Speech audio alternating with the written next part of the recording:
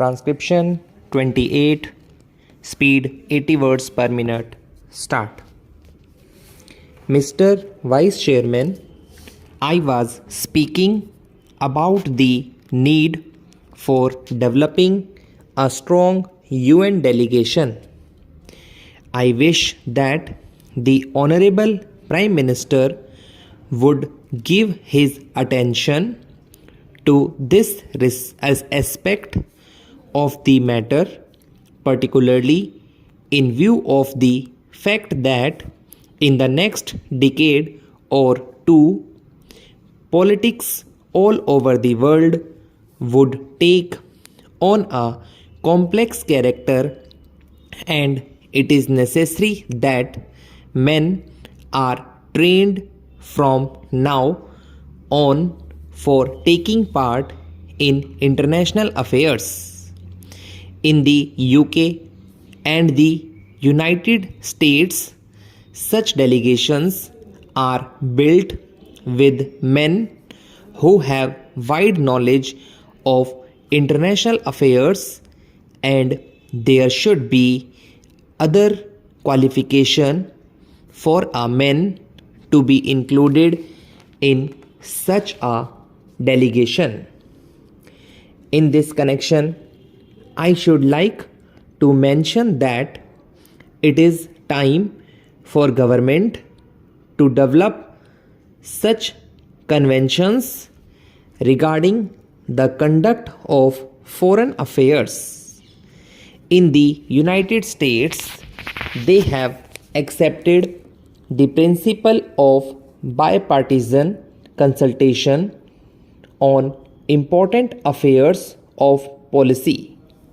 For example, when President Kennedy stood for election, President Eisenhower, even during the period of the conduct of the campaign of President Kennedy, kept him informed about major developments in foreign affairs.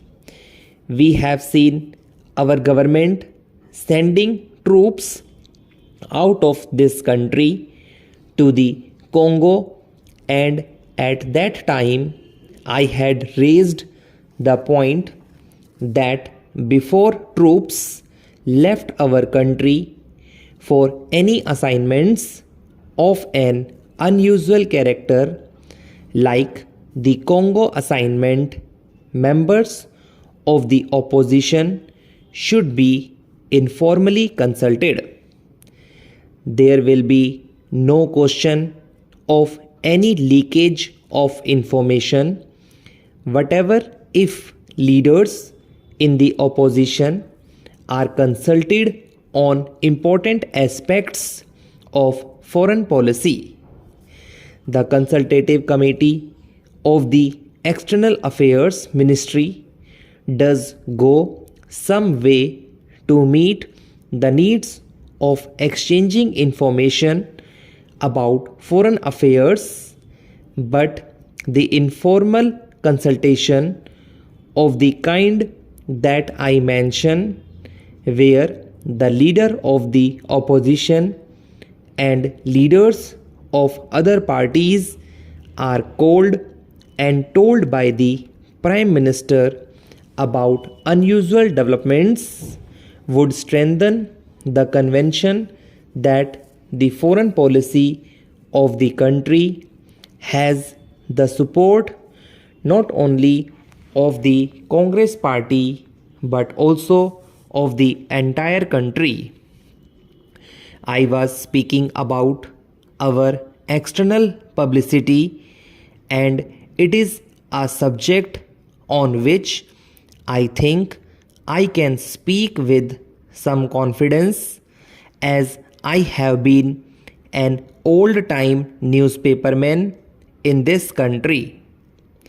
The material which is sent out to foreign countries is extremely scrappy and useless. There is included in these messages some statement of what this minister was saying somewhere. We are trying to give publicity to ministerial activities, and it is inevitable that some such publicity should be given because ministers are in charge of the government, but one abroad does not get a real idea of what is happening in the country.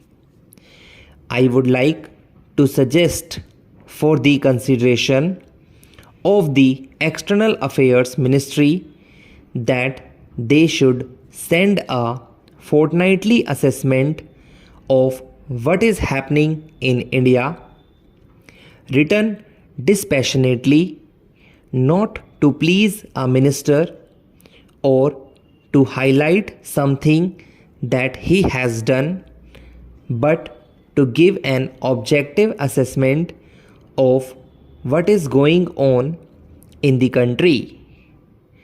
In the old days, when the British government was in existence, such fortnightly reports used to be sent by various state governments, and I think a beginning can be made in that direction in this matter.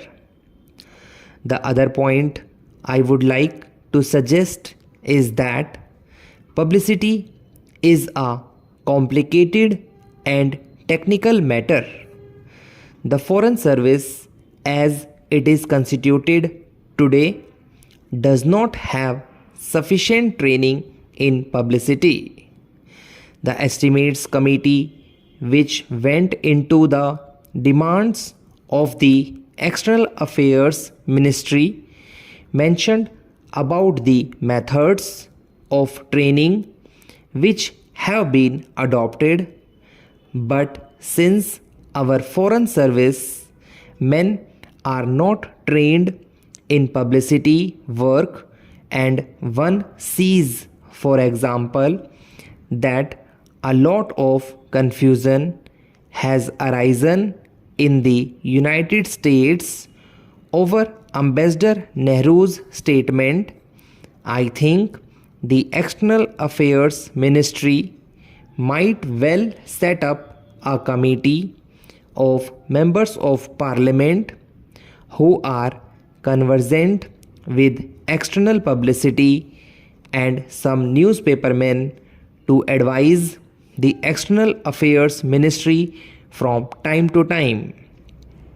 I do not think that the committee will ask for information which is confidential or secret, but they can assist the newspapermen. There are a handful of competent men who would be willing to serve on the committee in an advisory capacity.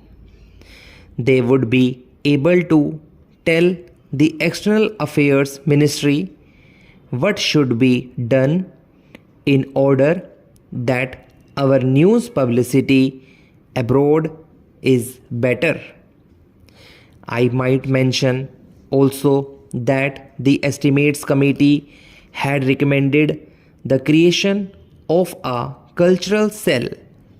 Sir, to my mind, we have also to be clear in our mind regarding the objective of rural industrialization. Do we mean to have only diversification of rural economy, and are we going to have rural industrialization only in order to give some help to those who find themselves unemployed during a certain period of the year?